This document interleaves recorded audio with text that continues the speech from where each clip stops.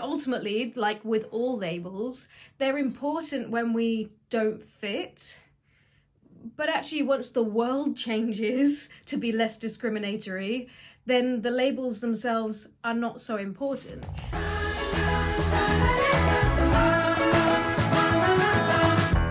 Hi, I got another video for you. I thought it was about time that we started getting a little bit more upbeat, because it's very easy when we start talking about the challenges of invisible disabilities, of autism, of chronic conditions, to really look at all the ways in which that's made life harder, the ways it's put up barriers, maybe the ways in which you've overcome those barriers, and looking at that in a positive light. But all the things I've talked about so far are really like how things have been more challenging, because I've been living with autism without realizing that I am an autistic person. And one of the things I wanted to therefore focus on was all the things that have been easier in my life and better in my life because I am an autistic person. And this is where it gets like a little bit strange.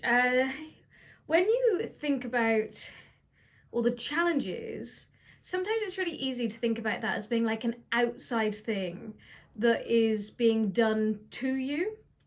And certainly, because I have a chronic condition, with a chronic illness, you're like, oh, your body's getting attacked, and that attack is kind of coming from this condition, which, is sort of an intangible thing that kind of attacks you, and it's coming from the outside, and you want to kind of eradicate it. But when we talk about autism, we don't want to eradicate it. Like, that's definitely not the goal. The only reason autism is hard is because the world has been built in a neurotypical way, and discrimination exists, and and socialization exists. And so we've had to work hard to kind of fit into a world that is not one that like our brain wants to fit into. So that means that anything kind of innovative, disruptive, which honestly most of my career has been focused on, looking at things differently, when you are able to find the roots and the power and the people alongside you who also see things differently, that can mean that we can actually make big changes in the world. So it's like, unlike the chronic condition, autism isn't something that's being done to you. It's just like this way of characterizing the fact that brains are different. And it's really, to see it as like a positive or a negative is not that helpful a thing. More, it's about, oh yeah, I'm an autistic person, and that just helps me reframe the way that I see myself in the world. And that's, ultimately, like with all labels, they're important when we don't fit. But actually, once the world changes to be less discriminatory, then the labels themselves are not so important. And because, of course, we're all individuals. And so I'm going to talk today about all the reasons that being an autistic person has helped me in my career. And the first one is sort of a combination of multiple things. It's the most obvious way in which my career has been made easy, or easier. And it is to do with my ability to, my kind of academic / intellectual ability. And that is a combination of a number of things. One, a highly analytical mind, an ability to see details when I'm not exhausted. So highly analytical, systems thinker, being able to see how different things connect together across a whole system. Being an out-of-the-box thinker, so being maybe more innovative in thinking and being able to see things differently. All of those things have been really helpful, alongside the fact that when I'm really into something, I can focus like nobody's business. So that those things all together, which of course are all kind of great traits individually and very, very helpful in different aspects of work, all of those things meant that I was able to do very well in school. And doing very well in school doesn't necessarily say anything about like your intelligence or your creativity or you know, or how you're going to get on in the world, as I actually discovered. And actually, a lot of autistic people don't get on very well in school for lots of different reasons. But those particular things I've just identified are things that were rewarded during my education, which meant that I could go through school, get good qualifications, go on to get a degree, to get a PhD, and therefore have this really high level of education. And if nothing else, having that is something that has made my career easier. Having a PhD it does certainly open doors. The damage the PhD has closed many doors. The PhD did, it's closed many doors too, but that's a different matter. The ability to get to that point and graduate with a PhD has been incredibly helpful. Another thing that is often challenging for autistic people is being a highly sensitive person. And it can be really easy to see how being very, very sensitive to things can make a lot of situations difficult, because it increases anxiety and it means that kind of everyday situations that you have to manage, you might not be able to manage. Maybe you will melt down in certain situations, you can't stay in certain situations, you are masking in certain situations, and therefore then you have the impacts of masking. And sure, like those are all things that happen if you're highly sensitive. However, something that I've found that has really, really helped me is the fact that I am very, very good at reading the energy of an environment, of a situation, of a person, which means that if you combine that, being able to read an energy with complex thinking, with analytical thinking, it's a very, very powerful tool.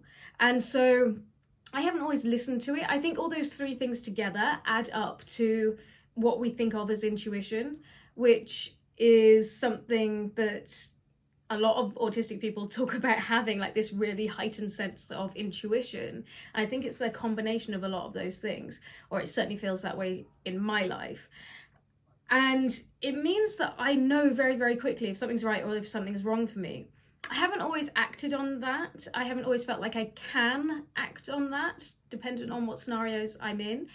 However, having that as a tool is something that can be very, very helpful. And the more experienced I've got, the older I've got, the more confident. Now I've got my diagnosis, it really, really helps with my confidence as well. I'm able to walk away from situations because I know to trust what I'm reading. You know, when I read that energy and I'm feeling that sensitivity, I know it's not right. And it might be right for other people, but I know it's not right for me. One of the other things that served me really well throughout my career, and people have reflected this back to me, is a strong sense of my values and of having some kind of integrity, like sticking true to values, which seems like a paradox when I think that, oh, but I've been masking and mirroring, you know, camouflaging who I am my whole career. And we'll talk about that more in future videos. But people are paradoxes. Like, life is a series of contradictions. We all carry contradictions within us. And the values and this integrity that I have carried through a lot of my work is something that is real. It's not something that is like part of a costume that I put on. I still feel like I try and act with integrity. So that's something that I think really comes across and has helped me to build relationships throughout my whole career, when relationship building might not have been the easiest of things. But because I've kind of stuck to my guns, because I always show up with integrity, because I have a sense of right or wrong. I don't always show up with integrity. That makes me sound really holier than thou, but I do my best to show up with integrity. All of those things have served me very, very well. Another thing is about not being satisfied with mediocre. And I think that's related to a number of things we were just talking about there, like having this sense of right and wrong, or at least a sense of what feels right and wrong to me. And it's also related to, I think, special interests. Like, if something's not aligned with a special interest, then it just feels mediocre, it feels boring, it feels like it's not right. And having that in the workplace can be really good. It can be challenging, and I think it's also related to perfectionism, and if we push ourselves too much or always going for perfect and never going for enough, then actually you never complete anything. But the flip of that is having this real sense of what good looks like and honing in on that. And I think that that's a really powerful thing to be able to carry with you in your career. Another one which could be seen as something that maybe is not so positive, but I think is a good thing, is that I take people on face value and I trust people. Up front, I trust people. Now, this has probably led me down a number of garden paths, which I had to turn around and walk back up. But over time, I've really learned to, sense what the red flags are when it comes to people and be able to perceive those things. So I think that it's actually a really great trait to have, that you do take people on face value. You take what they say, you trust them. I've got a friend visiting. Do you want to say hi? Hi, 1, 2, 3. Say hi. Hi. Who's that? Drink on the table. Ugh. There you go.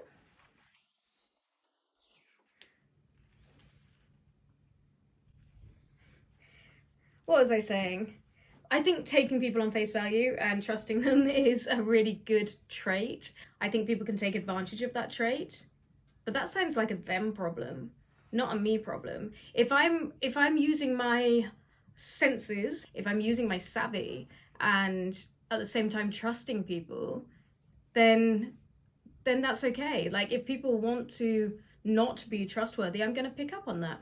And I'm going to use my integrity to and aim, like my values, to then take decisions to move on from working with whoever those people are. That one's a bit more of a challenging one, I think, sometimes, but I still genuinely love the fact that I am trusting of people, and I want to continue to do that. The final thing, which I think being an autistic person has given me, is something that a lot of people say I have, which is resilience. And I often said, this is so not true, like people think I'm resilient, but all the time I'm breaking down, like I'm broken, I'm anxious, I'm not resilient at all. But over time, again, I've looked at it and gone, actually, I do get back up again all the time. Hello.